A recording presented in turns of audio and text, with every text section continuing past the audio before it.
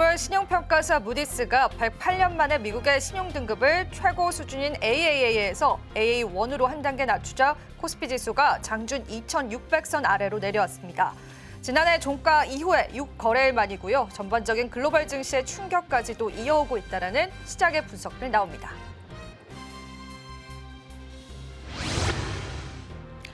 델코웨어는 전거래일 대비해서 주가가 29.97%나 올라서기도 했습니다. 주가 급등은 최대 주주인 금한태 대표이사가 이날부터 다음 달 10일까지 공개 매수를 선언한 데 있습니다. 공개 매수가 완료되면 자발적인 상장 폐진을 추진할 예정이고요. 공개 매수는 주당 13,000원입니다. 브라질 내 조류 인플루엔자 발생으로 국내 닭고기 수입량의 약 90%를 차지하는 브라질산 닭고기 수입이 금지되다 닭고기 관련한 종목군들의 주가가 급등하고 있습니다. 오전 기준으로 마니커의 주식 같은 경우에는 1,069원에 거래되기도 했습니다.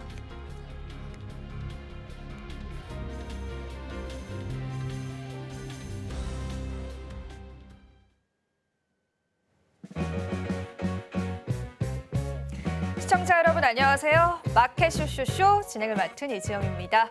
월요일 오후장 들어서 시장 같은 경우에는 그 낙폭을 더욱더 확대시키고 있는 게 확인되고 있는데요. 오늘 글로벌 증시적으로 시장의 악재가 될 만한 무디스의 신용등급 강등 소식이 들려왔습니다. 이 때문이었을까요? 외국인의 수급 역시도 다시금 되돌림 현상을 보여주면서요. 국내 증시의 수급이 급격하게 빠져나가고 있는 게 확인되고 있습니다.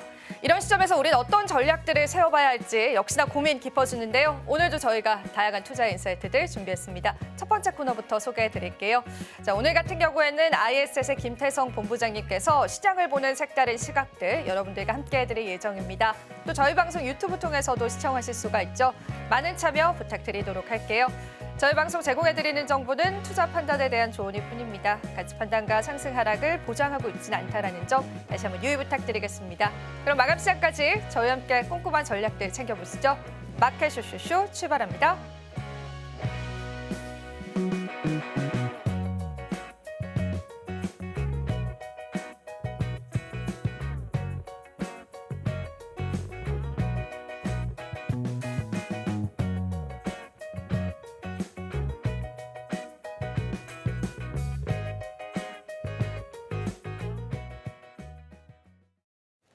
오늘 우리 시장은 ISS의 김태성 본부장님께서 함께해 주십니다. 본부장님 어서 오세요.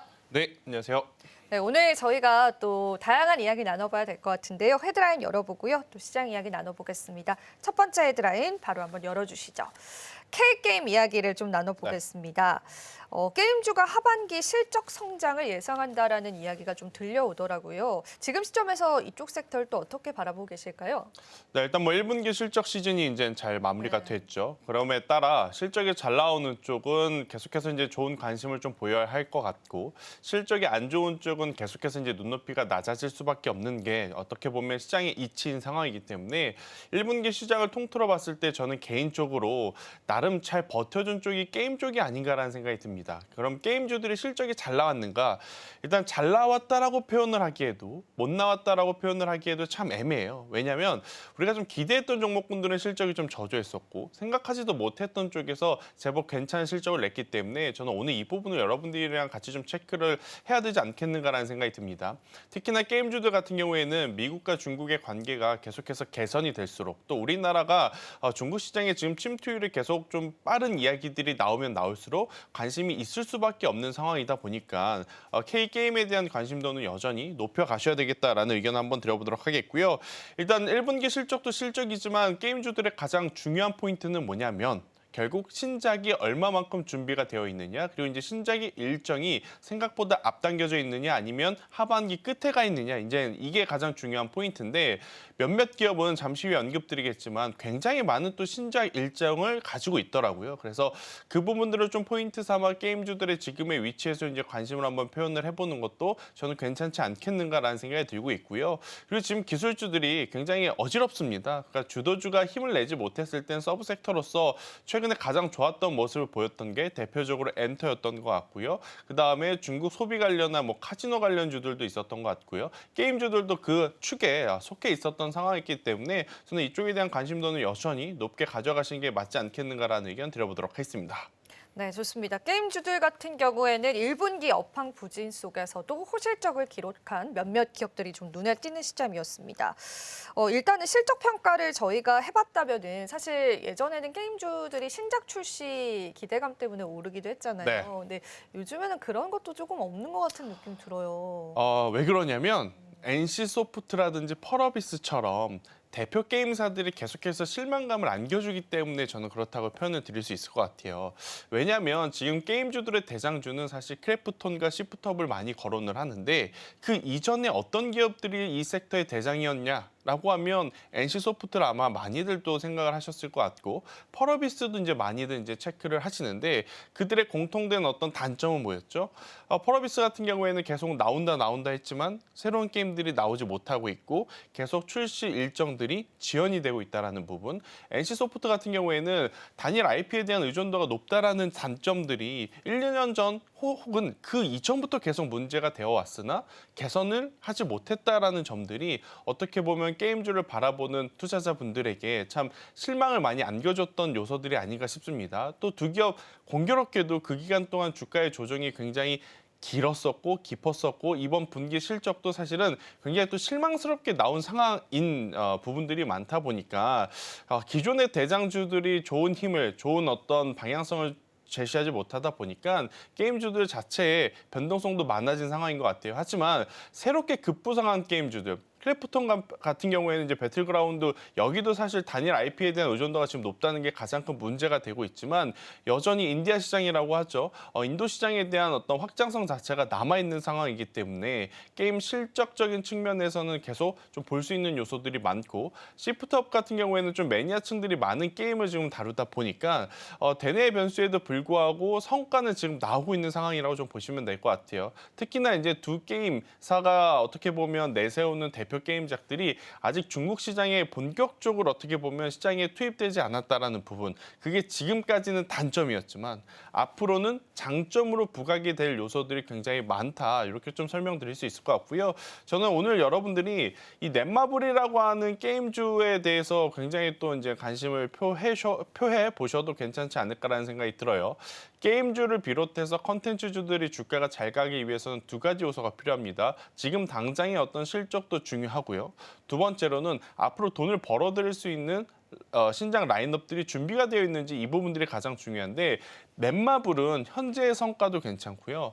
지금 하반기 신작 출시 예정작이 7게임이나 있다고 합니다. 그만큼 7게임 중에 그래도 한두 게임은 저는 흥행이 될 가능성이 높지 않겠는가라는 어떤 확률적인 부분을 고려를 해보면 다른 게임사보다 넷마블이 지금 매력도가 높아질 수밖에 없다. 이렇게 좀 설명드릴 수 있을 것 같고요. 펄어비스 같은 경우에는 사실 아직까지는 저는 물음표가 좀 붙을 수밖에 없어요. 하지만 기술적으로 바라보면 추가 상승이 충분히 나올 수 있는 위치라서 한번 체크를 해보도록 할게요. 일단 펄어비스 같은 경우에는 최근에 하락 여파는 당연히 이 적자 전환에 대한 깊이가 계속 커졌기 때문이라고 좀 보시면 될 것 같은데 결국 이쪽도 적자 전환 적자이지만 하반기 신작에 대한 어떤 기대감이 여전히 남아있다 보니 아직까지는 차트가 무너지지 않는 상황이라 게임주들 보실 때 실적을 보신다라고 하면 저는 넷마블을 보시는 게 좋을 것 같고 신작 기대감을 보신다라고 하면 넷마블과 펄어비스까지 같이 한번 보시는 것도 괜찮지 않겠는가라는 의견 한번 드려보도록 하겠고요. W게임주도 제가 굉장히 많이 언급드렸던 기업들 중에 하나였던 것 같습니다. 왜 그랬냐면 두 가지죠. W게임은 사익성 카지노를 이제 전문으로 취급하는 기업인데 사실 카지노 같은 경우에는 새로운 게임을 낼 때 들어가는 R&D 비용이 적을 수밖에 없습니다. 규칙이 변하는 것도 아니고 매해 어떤 추가적인 서비스가 들어가야 되는 부분도 아니고 그러다 보니 들어가는 초기 투입 비용이 적은 상태에서 마진율이 굉장히 높은 산업이었는데 올해 분기 실적이 그다지 좋지 않게 나왔어요. 아무래도 이제 엔데믹 시대에 맞춰서 실제로 예전보다 온라인 게임을 즐기시는 보다 실제 여행을 가셔서 직접 베팅을 하신 분들이 많은 그런 상황이거든요. 반대급부로 파라다이스 롯데관광개발의 주가를 보면 최근에 상대적으로 더 올랐다라는 것까지 한번 좀 체크를 했었을 때 W게임즈는 여전히 저도 긍정적으로 보지만 최근에 주가의 조정의 깊이가 깊었기에 이 종목군들은 회복이 나온 다음에 봐도 저는 늦지 않는다. 그래서 게임주 본연의 모습을 본다라고 했었을 때는 여전히 대장주는 시프트업과 크래프톤을 봐야 하나 신규 매수라든지 새로운 대장주로 좀 자리매김할 수 있는 기업은 저는 넷마블이 아닐까라는 조심스러운 의견까지 오늘 한번 드려보도록 하겠습니다. 게임주 내에서 우리가 어떤 전략점들을 찾아가야 할지 보시는 여러분들의 다양한 뷰들을 본부장님께서 짚어주셨고요. 그러면은 사실 게임주들 자체가 지금 전반적으로 언급해주신 기업들이 지금 시점에서 우리가 투자를 단행할 만하게 가격적으로는 좀 메리트가 있다고 보실까요? 저는 충분히 메리트가 있는데 이 메리트가 있다는 전제 조건도 뭐냐면 하반기에 출시가 되는 신작들이 좋은 성과를 거둔다라는 전제가 깔려 있어야 돼요.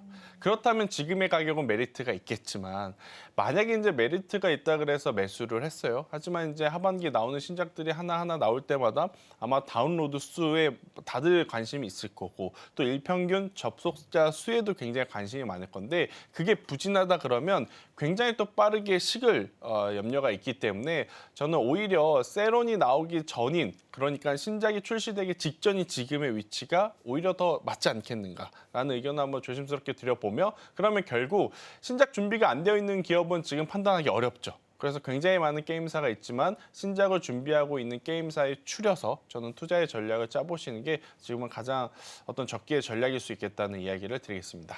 네, 좋습니다. 구체적인 우리가 가격 전략들까지도 다양한 힌트들 얻어봤습니다. 자, 그럼 두 번째 헤드라인 바로 열어보겠습니다. 오늘 시장의 두 번째 헤드라인 열어주시죠. SK하이닉스와 한미반도체 일단 화해를 했다라는 소식인데 근데 이제 바로 지난주만 하더라도 갈등이 더 고조되고 있다 이런 네. 뉴스도 좀 나왔습니다. 일단은 확실히 화해는 한 걸까요? 그거야 모르죠. 그런데 주가적인 측면에서 오늘 사실 SK하이닉스는 기분 나쁜 뉴스들이 좀 많은 것 같아요. 어떤 뉴스가 있었냐면 SK하이닉스가 아니죠. 한미반도체에 있어서 네. SK하이닉스가 이제 TC본도 발주를 이 한미반도체와 하나비전에 조금은 동등하게 이제 배분을 했다는 이야기가 있었어요. 그러면 당연히 시장 점유율 95% 이상을 가지고 있었던 한미반도체의 시장 점유율이 떨어지는 것을 의미하고 반대로 이제 시작하는 한화비전 같은 경우에는 급부상하는 거죠.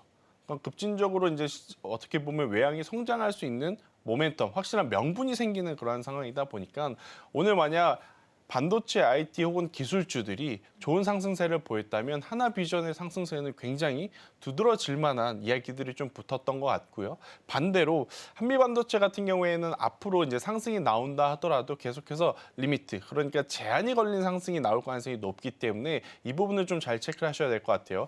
일단 우선 오늘 반도체 IT가 밀리는 것은 결국엔 주말 사이에 나온 신용등급 하향 여파 때문이 아닐까 싶어요. 그러다 보니까 외국인의 수급이 지금 우리나라 코스피도 그렇고 코스닥도 그렇고 계속해서 좀 매도세로 돌아서고 있는 상황 속에 지금 반도체 IT의 조정이 지금 소부장주 위주로 확산이 되고 있는 상황인데 저는 한화비전 같은 경우에는 지금의 위치에서도 한번 트레이딩을 해봐도 괜찮지 않겠는가. 결국 반도체 IT라든지 기술주가 반등이 나올 때 소부장주들 중에 누가 가장 강하게 튀어오를 거냐. 그러면 오늘 뉴스가 제법 센 하나비전이 더 좋은 모습을 보일 수는 있을 것 같고 한미반도체 같은 경우에는 이젠 여기서 어떻게 보면 반전의 트리거가 될 수 있는 요소는 삼성전자일 수밖에 없겠죠. 네. 삼성전자로의 어떻게 보면 대형의 수주 이야기가 나온다 했었을 때는 한미반도체가 조금은 더 좋은 모습을 보일 수 있겠지만 그러기 전까지는 당분간의 또 이제 우세는 주가적인 측면에서의 우세는 하나비전이 더 유리할 수 있지 않겠는가라는 의견 한번 드려보도록 하겠고요. 우리나라 코스피 코스닥 같은 경우 특히 코스피 같은 경우에는 6주 연속 상승을 했다가 이번 주에 쉬어갈 수도 있는 그런 구간이었어요. 기술적으로도 충분히 쉬어갈 수 있었던 상황. 비단 우리나라 시장뿐 아니라 미국 증시도 사실은 최근에 어떻게 보면 단기 반등세가 너무 가파르게 나왔기 때문에 여러 가지 이유를 들고 한 주 정도 쉬어갈 수 있었던 상황 속에 이 무디스 신용등급 하락 이슈가 아무래도 이제 명분이 좀 된 것 같아요. 근데 많은 분들에게 제가 좀 드리고 싶은 이야기는 이미 예견됐었던 부분입니다. 미국의 3대 신용평가사가 있죠. 가장 큰 게 S&P가 있고 두 번째가 무디스고 이제 세 번째가 피치인데 S&P가 이미 내린 상황이에요. 그러면 무디스도 시간의 문제일 뿐이지 내릴 확률이 굉장히 높았었던 것을 저는 꼭 기억을 하셨으면 좋겠고 그리고 이번에 신용평가를 내렸을 때 하는 이야기는 뭐였냐면 트럼프가 집권하기 전 그러니까 바이든 행정부에서 발행한 부채에 대한 것들을 지금 걸고 넘어간 상황 아니겠습니까? 이걸 지금 트럼프는 여러 가지 지금 다각도로 굉장히 빠르게 어떻게 보면 부채를 갚기 위해서 관세 이야기를 한 것이고 또 금리 인하에 대한 어떤 속도도 압박을 하고 있는 상황이다 보니 저는 오히려 지금의 조정이 혹은 기술주들과 반도체주들의 이제 조정이 기회로 보셔야 되는 것이 아닐까라는 조심스럽게 좀 판단을 하고 있고요. 삼성전자는 결국 이제 여기서 한 가지 중요한 부분들이 좀 받쳐줘야 됩니다. 레거시 쪽은 크게 걱정하실 필요는 없을 것 같아요. 최근의 흐름을 보면. 대신에 이제 문제는 파운드리 쪽에서 여전히 지금 답보 상태입니다. 그러니까 파운드리는 컨퍼런스 콜 그 기간에만 혹은 그 아래만 언급이 되지 그 외에는 전혀 이렇다 저렇다 지금 이야기가 나오고 있지 않거든요. 네. 그럼 시장에서는 삼성전자가 움직이려면 당연히 이 파운드리 사업부에 대한 명확한 가이드가 제시되었을 때가 아닐까 생각이 들어서 삼성전자는 저는 그것을 기다리면 되겠다는 생각이 들고 있고 SK 하이닉스는 너무 걱정하실 필요는 없을 것 같습니다. 저도 사실 삼성전자보다 SK하이닉스가 올 초는 속도가 더디길래 고민을 좀 했었거든요. 그런데 지난주에 트럼프가 중동에 방문을 해서 사우디아라비아가 엔비디아의 고부가 가치 칩을 샀다라는 것을 보고 결국은 SK하이닉스 그리고 HBM 같은 경우에는 여전히 수요가 더 높겠구나 이렇게 좀 판단을 하고 있는 상황이라서요. 저는 반도체 IT는 지금이 기회일 수 있겠다라는 의견을 한번 드려보도록 하겠습니다. AI빨에 관한 수요는 여전히 지속되고 있습니다. 사실 이번 주만 하더라도 AI 관련한 국제적인 컨퍼런스가 굉장히 많거든요. 이런 부분들 역시도 AI 관련한 반도체들의 수급에 충분한 모멘텀이 될 수 있지 않을까 같이 한번 좀 이야기를 덧붙여 보겠습니다. 그러면은 일단은 우리가 한미 반도체와 SK 하이닉스의 일단락된 그 이슈를 좀 다뤘잖아요. 그래서 조금 더 단도직입적으로 여쭤보고 싶은 게 그러면은 하나비전 그리고 한미 반도체 두 가지의 선택지가 있다면 지금 네. 시점에서 투자자들은 어디에 베팅을 하는 게 수익률적으로 더 좋을까요?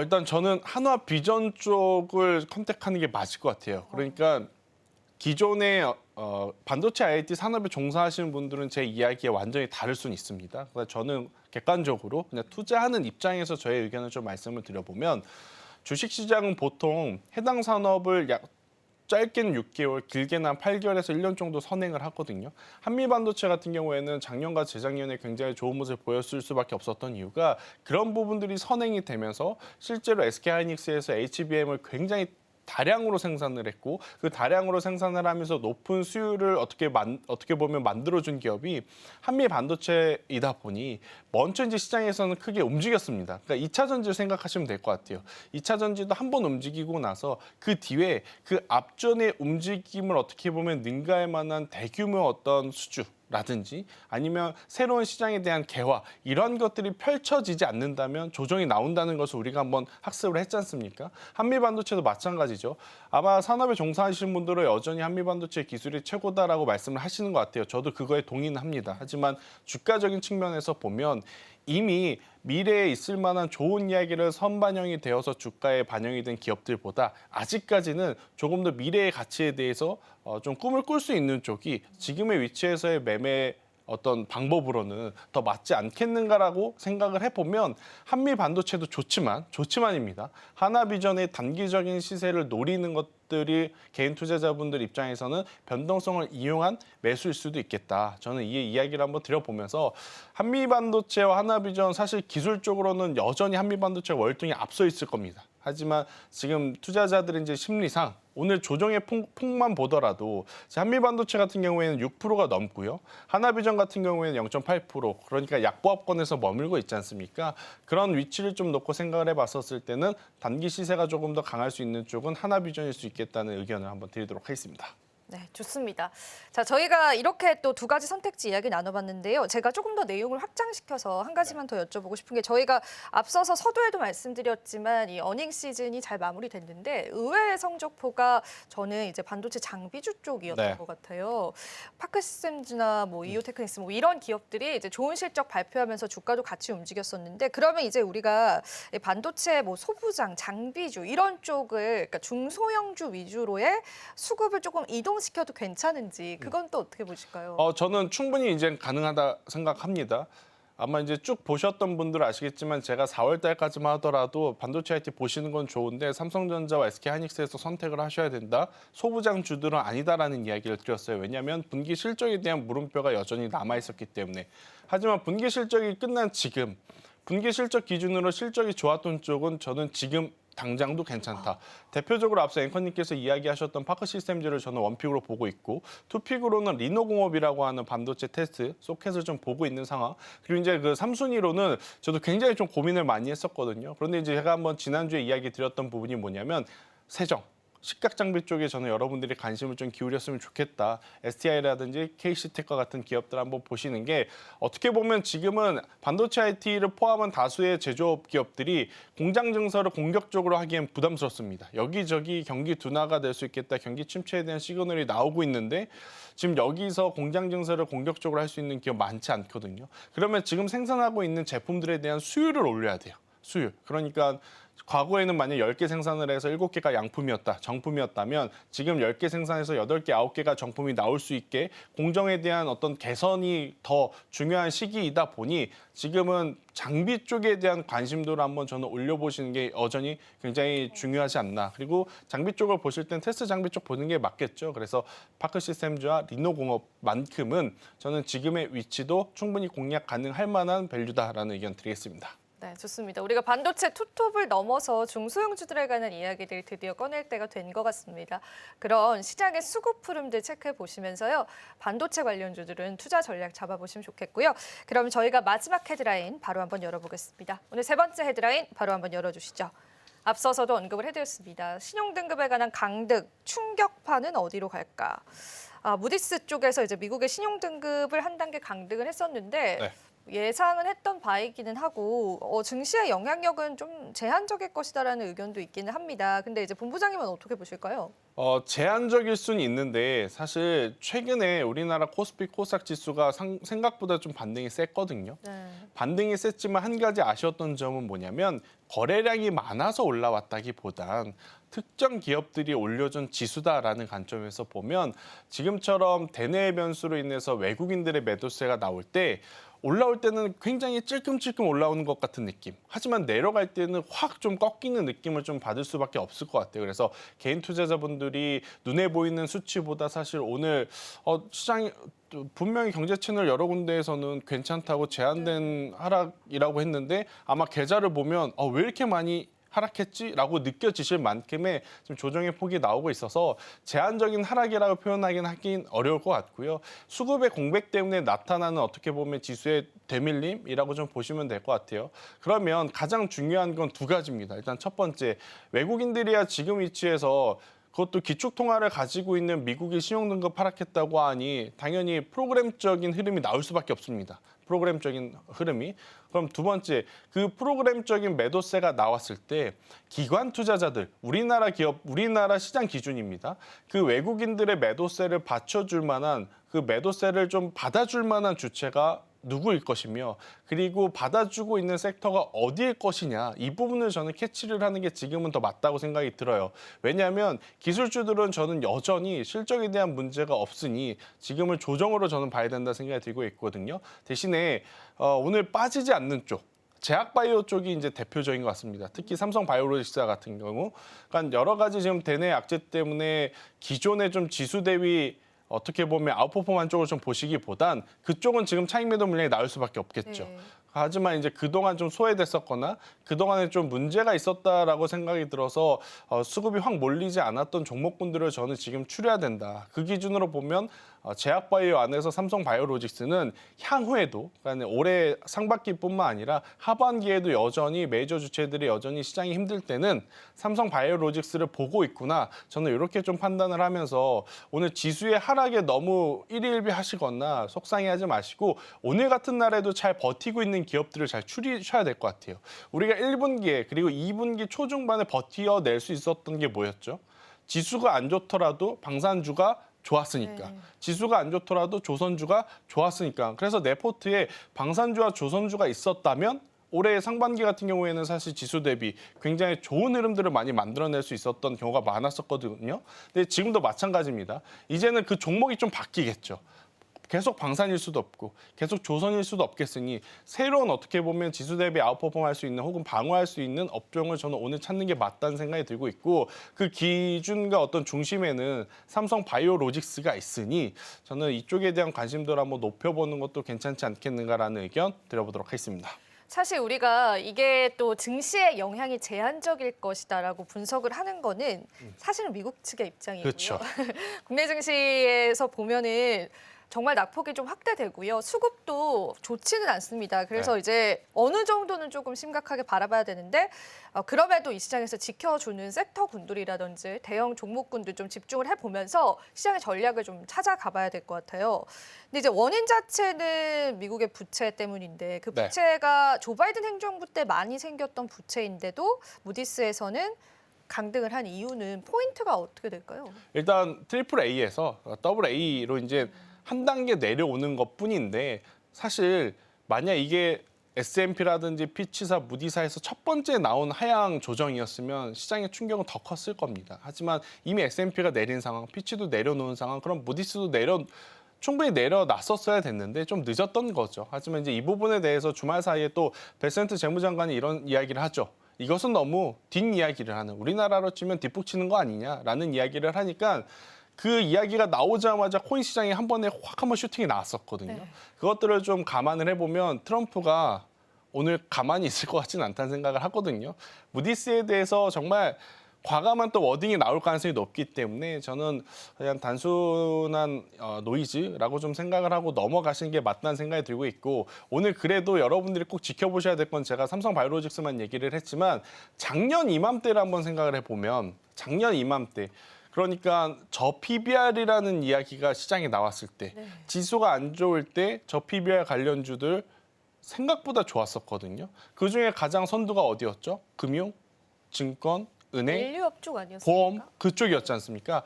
오늘도 여실히 그게 지금 나타나고 있다는 것을 캐치를 하는 게, 오늘 같은 시장에서 왜 내 종목 안 가지?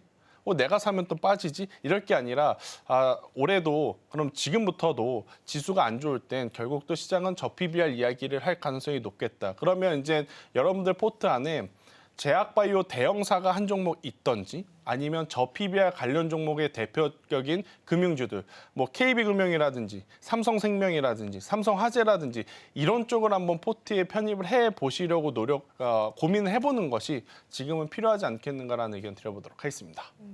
맞아요. 시장의 악재가 이제 크게 있었을 때는 오히려 저 PBR 관련주들 위주로의 좀 수급들이 집중이 됐었습니다. 그런 패턴이 지금 시장에도 당분간은 펼쳐질 수가 있어서 시장의 이런 색깔을 여러분들 잘 파악하시는 게 중요할 것 같습니다. 한 가지 더 여쭤보고 싶은 거는 환율적인 영향력도 네. 좀 짚어보고 싶은데요. 오늘 환율 자체는 그래도 안정권이라고 느껴집니다. 1,400원 선 살짝 아래이긴 한데 이게 환율의 영향이 좀 더 있을까요? 일단은 오늘 저녁에 열리는 미증시가 가장 중요할 것 같아요. 만약 미증시가 좀 낙폭이 커진다. 네. 지금 좀 불편한 건 시간의 거래에서 지금 나스닥 선물지수가 1% 넘게 하락을 좀 하고 있거든요. 하지만 우리나라 증시가 먼저 선반영을 받고 있어서 여기서 나스닥의 어떤 하락폭이 더 크게 나타나지 않고 잘 마무리가 된다면 내일 우리나라는 오늘 먼저 빠졌기 때문에 추가적인 하락이 나오지 않을 가능성이 높아요. 하지만 이제 밤에 열리는 미국 증시에서 여러 가지 이야기가 좀 쏟아지면서 최근에 많이 올랐었던 종목군들이 차익 매도 물량을 또 동시에 쏟아내게 되면 당연히 환율 시장의 변동은 있을 가능성은 열어둬야 됩니다. 그러나 지금 우리나라 증시 뭐 환율이 좋았다 그래서 외국인들이 수급이 들어오고 나빴다 그래서 빠져나가고 그러지 않고 그냥 계속 빠져나갔었습니다. 그렇기 때문에 환율의 움직임에 저는 크게 뭐 민감하게 반응하실 필요는 아직은 없지 않겠는가라는 의견을 한번 드려보도록 하겠고, 이 모든 것들을 그리고 해결해 줄 수 있는 카드는 미국이 하나 쥐고 있습니다. 연준 의장이 그렇네요. 금리 인하만 한번 해주면 사실 지금 일어나고 있는 대다수의 어떤 악재들이 한 번에 해소가 되는 거거든요. 그래서 완전히 카드가 없는 상태에서 지금 혼에 몰리고 있는 것이 아니니까 너무 걱정하실 필요는 없지 않겠다라는 의견 드리겠습니다. 네.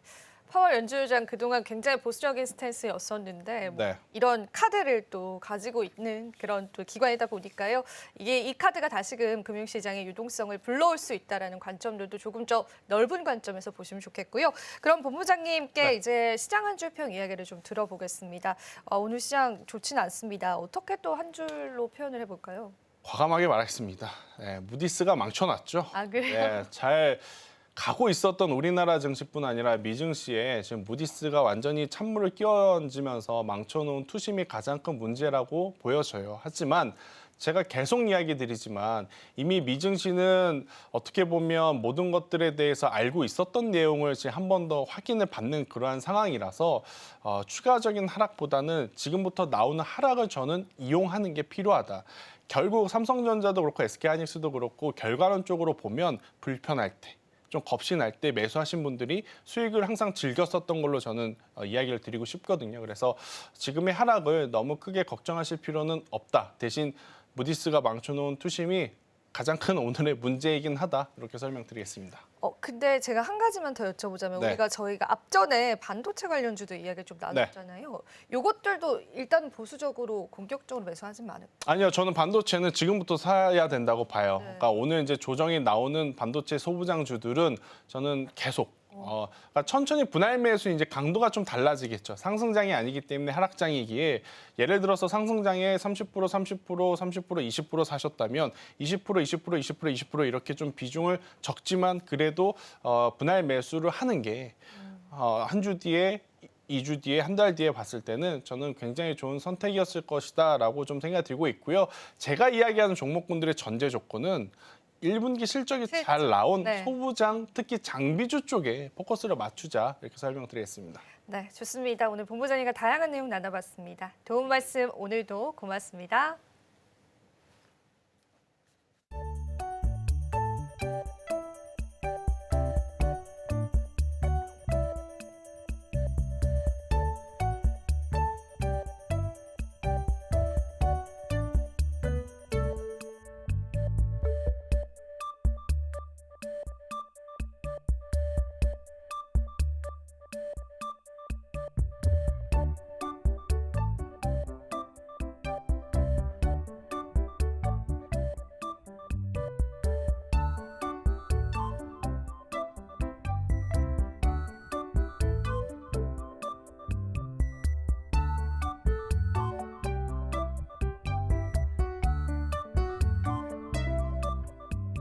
무디스가 108년 만에 미국의 국가 신용 등급을 강등을 했습니다. 먼저 열린 우리 장이 그 영향을 좀 그대로 받고 있는데 오늘 우리 시장 같은 경우에는 나란히 0.5%대 약세를 보이면서 출발을 해서 지금 현재는 1%대 내림세 보이면서 장중 저점 부근을 지나가고 있습니다.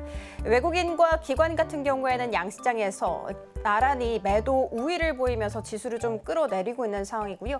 개인만이 나홀로 매수 우위를 보이고 있습니다만 좀 역부족인 모습입니다. 전날 대선 토론에서 대선 후보가 또 재생에너지에 대해서 언급을 하면서 재생에너지 관련 종목들은 동반 강세 이어가고 있습니다. 자, 그러면 오늘 우리 시장에서 특징주 3가지부터 먼저 만나보도록 하겠습니다. 자, 먼저 알린 쪽은 이뮨온시아라는 기업입니다. 이 기업 같은 경우에는 면역 항암제 개발 전문 기업이거든요. 바로 오늘 코스닥 시장에 상장을 알렸습니다. 일반 공모처약에서 913대 1의 경쟁률을 기록을 했고 3조 7천억 원 규모의 증거금을 모집을 했다고 합니다. 그리고 앞서서 진행이 됐었던 기관 투자자 수요 예측에서도 897대 1의 경쟁률을 기록을 하면서 공모가는 3,600원으로 설정이 됐습니다. 참고로 공모가 희망밴드 같은 경우에는 3,000원에서 3,600원이었기 때문에 공모가가 최상단으로 설정이 됐다는 부분 체크해드리도록 하겠습니다. 자, 일단 이 기업 같은 경우에는요, 유한양행의 자회사입니다. 유한양행이 이뮨온시아의 지분 66.67%를 갖고 있는 것으로 알려졌고, 유한양행은 자발적으로 2년을 더 추가를 해서 총 3년간의 보호예수 설정을 했습니다. 즉 다시 말해서 중장기 성장 잠재력이 높다라고 유한양행은 본인의 자회사에 대해서 평가를 한 것이죠. 자, 그래서 시장에서는 모회사, 그러니까 유한양행의 지원이 동반되지 않겠냐라는 기대감 한껏 부풀려서 올려지고 있습니다. 자, 그리고 다음 장 살펴보도록 하겠습니다. 주요 파이프 라인 중에 하나 같은 경우에는 2021년 중국의 3D 메디슨과 기술 이전 계약을 체결을 한 바가 있습니다.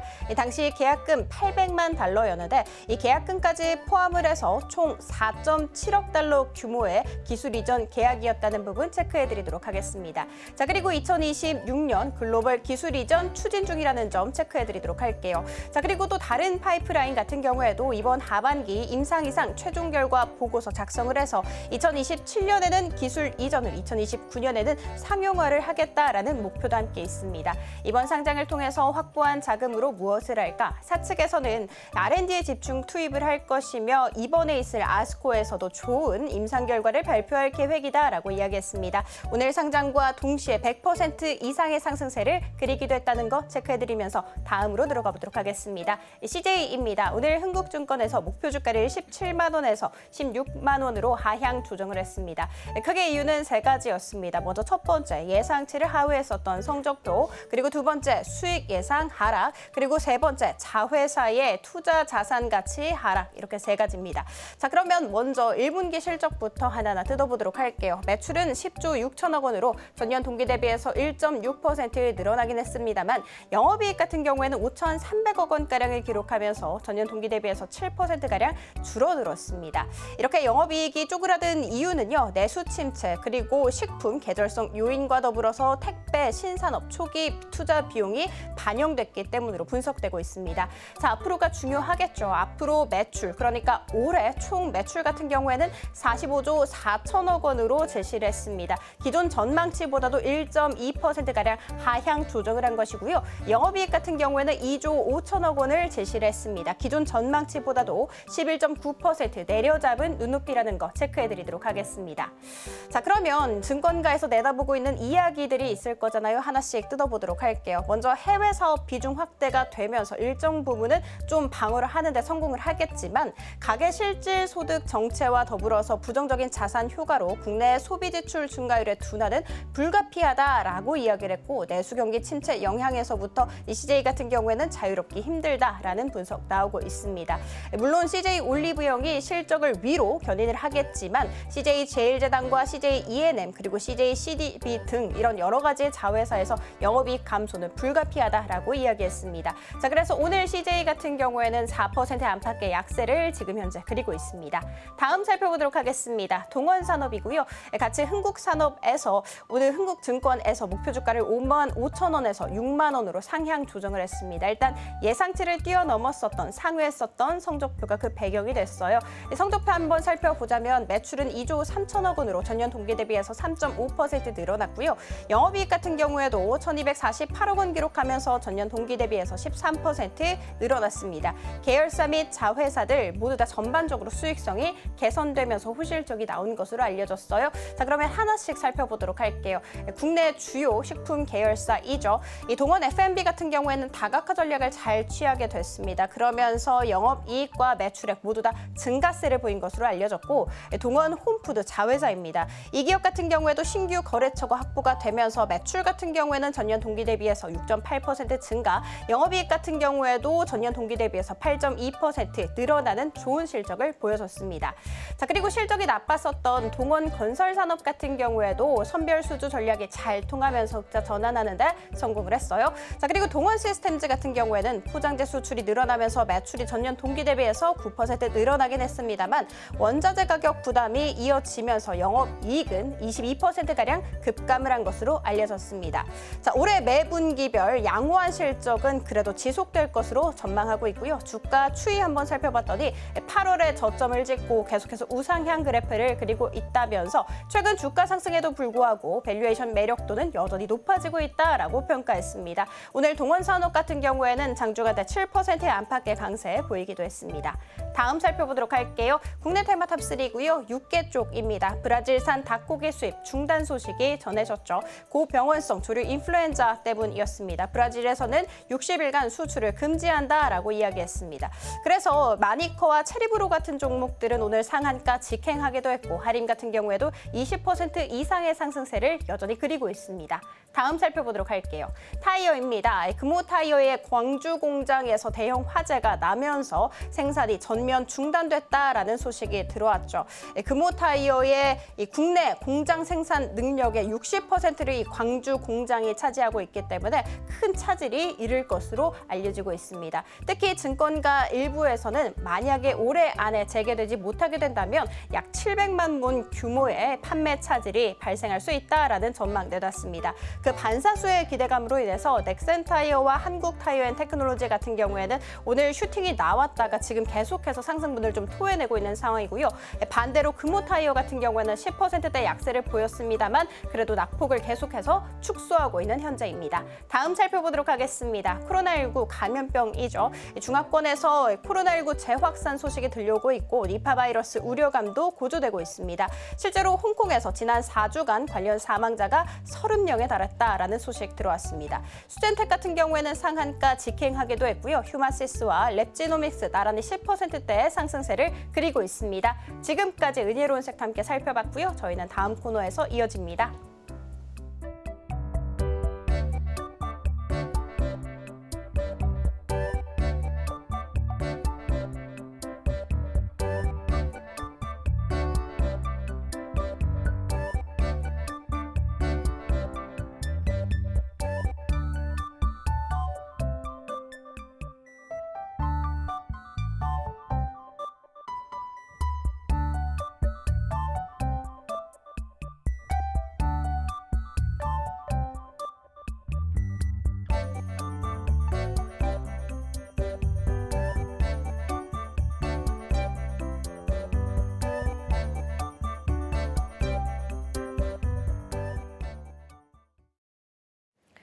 마켓 쇼쇼쇼 이지영의 넥스트 마켓으로 인사드립니다.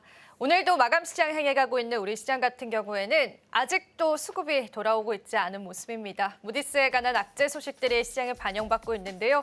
그럼에도 불구하고 우리는 내일 시장에 관한 전략들을 세워봐야겠죠. 오늘도 넥스트 마켓의 일정들 준비를 했습니다. 바로 저희와 함께 체크해 보도록 하겠습니다. 자, 일단 오늘 같은 경우에는 시장에서 이미 나왔었던 이슈들이라서요. 자세히만 한번 살펴보도록 하고요. 이민돈 씨와 코스닥 상장 이야기 잠시 전에 저희가 특징주를 통해서 전달을 해드렸고요. 또 젠스당 CEO가 컴플렉스 기조연설을 시작합니다.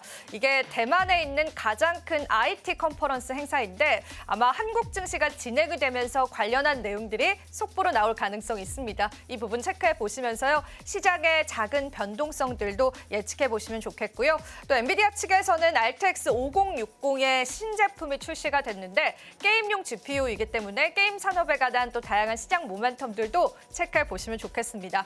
일단 내일 일정 바로 보겠습니다. 이번 주 같은 경우에는 IT 개발자 컨퍼런스가 상당히 많은데요. 일단 첫 번째로 마이크로소프트의 빌드 2025가 개막이 됩니다. 그리고 그 다음 날엔요, 구글의 I/O 2025가 개막이 되는 만큼 이번 주 같은 경우에는 챗 GPT와 같은 생성형 AI, 그러니까 AI 소프트웨어 관련주 쪽에 관한 뉴스적인 모멘텀이 있을 수 있습니다. 그 부분 체크를 해보시고요. 특히나 마이크로소프트 측에서는 보안 관련한 발표도 있을 예정이라고 합니다. 그래서 보안 관련한 섹터 분들 역시도 관심 있게 여러분들이 보시면 좋겠습니다. 자, 그리고 화요일 같은 경우에는 바이오 비주라고 하는 신규 상장주 또 한 번 시장에서 상장이 되는데 최근에 신규 상장주들의 흐름이 굉장히 좋았잖아요. 그래서 사실 오늘 넥스트 마켓에서는요. 이 내용들 좀 준비를 했습니다. 그리고 대만의 컴퓨텍스가 본격적으로 개막하는 날이기도 하기 때문에 내일 같은 경우에도 시장 모멘텀이 될 만한 이슈도 있다는 거 다시 한 번 더 살펴드리면서 오늘 넥스트 마켓의 주제 바로 한번 열어보겠습니다. 이번 주에는 무려 4개의 기업이 신규 상장을 기다리고 있는데요. 어떤 기업들이 또 시장에 각기 다른 모습들을 보여줄 수 있을지 하나하나 체크를 해볼게요. 자, 일단은 최근 들어서 이 신규 상장주들의 움직임들이 상당히 폭발적으로 좋았습니다. 그 타임라인들을 먼저 짚어보도록 할 텐데요. 먼저 첫 번째로 대형급 IPO가 무산이 되면서 IPO 공모주 시장이 어느 정도 약세를 나타냈던 게 현 시점이었는데요. 작은 새내기주들은 반대로 상장 첫날부터 공모가 2배를 웃도는 성적을 보여주기도 했습니다. 특히나 지난주에는요. 나우로보틱스와 원일 TNI가 공모가 2배, 우리가 따삭이라고 이야기를 하죠. 이 더블에 성공을 하게 되면서 계속되는 시장의 수급을 이쪽으로 빨아들이고 있다는 게 확인이 됐습니다. 특히나 섹터적으로 보면요. 최근에 유망한 그런 섹터군이었습니다. 로봇 관련한 기업이라든지 바이오 관련한 기업군들이 기업들이 신규 상장을 하게 되면서 우리 시장의 수급에 역시나 집중되는 모습들이 확인이 됐었고요. 그리고 사실은 우리가 7월 달에 IPO 제도 규제를 기다리고 있습니다. 어떤 이야기냐면 그간은 기관 투자자들이 비교적 용이하게 IPO 시장에 참석할 수 있었는데 이러한 기준점을 대폭 올렸습니다.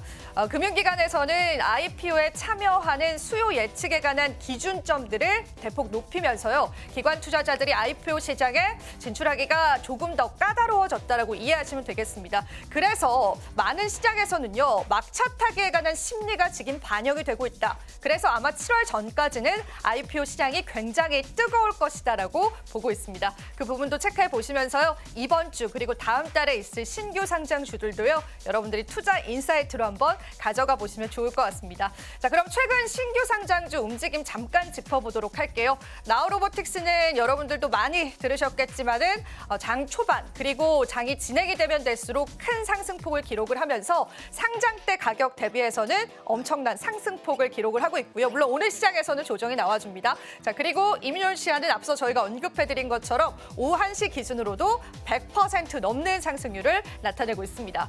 이처럼 시장에서 반응하는 신규 상장주들에 관한 움직임들이 굉장히 뜨겁다라고 할 수 있는데 앞으로의 시장이 좀 중요할 것 같습니다. 그 전에 이 신규 상장주들을 움직이는 요인 중에는 뭐 시장의 뉴스가 될 수도 있겠지만 의무 보유 확약이라고 하는 기관 투자자들이 의무적으로 보유해야 하는 그런 기관들이 영향을 미친다라는 부분들도 해석해 드리도록 하겠습니다. 자, 상장 후 일정 기간 동안 기관 투자자들이 보유해야 하는 그런 물량을 이야기를 하는데요. 확약 기간 같은 경우에는 보통 1개월에서 3개월 그리고 6개월 이상까지도 있습니다. 만약에 확약 비율이 높다면은 시장에서 그만큼 반응하는 것들이 굉장히 더 뜨거웠다라는 게 최근 시장에서는 확인이 됐습니다. 그래서 오늘은 앞으로 나올 신규 상장주들 4가지를 확인해 드리고요. 확약 비율까지도 체크를 해볼 겁니다. 그 부분에 따른 시장 인사이트도 여러분들 소화해 보시면 좋겠고요. 참고로 이번 주에 상장 예정인 인투셀 같은 경우에는 기관의 주문 물량이 12%가 넘어가고요. 모두 다 장기 물량입니다. 6개월 이상의 확약을 기다리고 있는 물량들이 있기 때문에 이 부분도 체크해 보시면 좋겠습니다. 자, 그러면 본격적으로 이번 주에 어떤 기업들이 신규 상장을 앞두고 있는지 저와 함께 하나하나 뜯어볼 텐데요. 일단은 오늘 상장했었던 이민올시아는 이미 시장에 반응이 나왔고요. 두 번째로 화요일은 바이오비주가 신규 상장을 합니다. 달바글로벌은 또 대거 IPO 중에 하나로 현재 알려져 있는 기업인데요. 달바글로벌은 이번 주 목요일 날 상장 예정입니다. 마지막으로 인투셀 같은 경우에도 금요일 상장이 예정이 되어 있고요. 경쟁률도 좀 체크를 해보겠습니다. 일단은 이민올시아는 앞서 언급된 것처럼 913.1대 경쟁률을 기록을 했고요. 바이오비주의 경쟁률도 상당히 높습니다.